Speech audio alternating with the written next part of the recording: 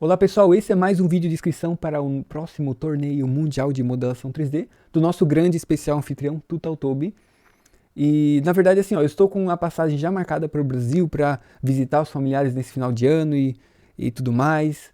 E inesperadamente eu vi que abriu as inscrições para o primeiro torneio em janeiro do próximo ano e eu pensei, opa, vou aproveitar a oportunidade. E às vezes acontece isso, né? A gente está se movimentando em uma direção, vem uma oportunidade outra. E agora, o que a gente faz? A gente desvia a nossa rota, absorve, tenta fazer as duas coisas ao mesmo tempo. Então, é isso. Eu decidi me desafiar, me preparar e fazer todo esse movimento para me inscrever e entrar novamente para a competição. Eu adoro me desafiar e para mim é uma diversão. Esse ano foi muito interessante, no qual pude vencer 2 campeonatos mundiais. O primeiro projetista a obter tal façanha. É o primeiro que tem 2 títulos, né? Essa é a situação atual. E os prêmios, esse próximo, pelo que eu vi, vai ser o mouse da 3D Connection, aquele, não sei se são 500 euros mais ou menos o valor. Então tem prêmios interessantes.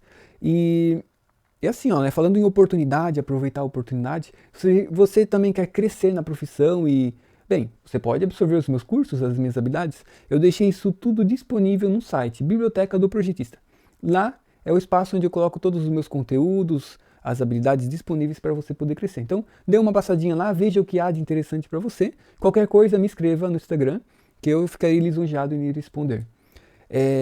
Enfim, e também falando do TooTallToby, cara, essa plataforma, esse espaço de praticar o desenho tridimensional em diferentes categorias e complexidades de desenho, ele cresceu muito e está uma plataforma fantástica. Então, se hoje eu te falo, se você me pergunta qual que é o melhor lugar para praticar modelação 3D, eu vou dizer o TooTallToby, porque lá tem mais de 300 modelos diferentes para você desenhar e tudo com cronômetro. Então você pode analisar as suas estatísticas, como você está crescendo em velocidade, você consegue medir o seu perfil com os seus movimentos. É uma plataforma gratuita, então pode ir lá praticar, vai ser bem legal.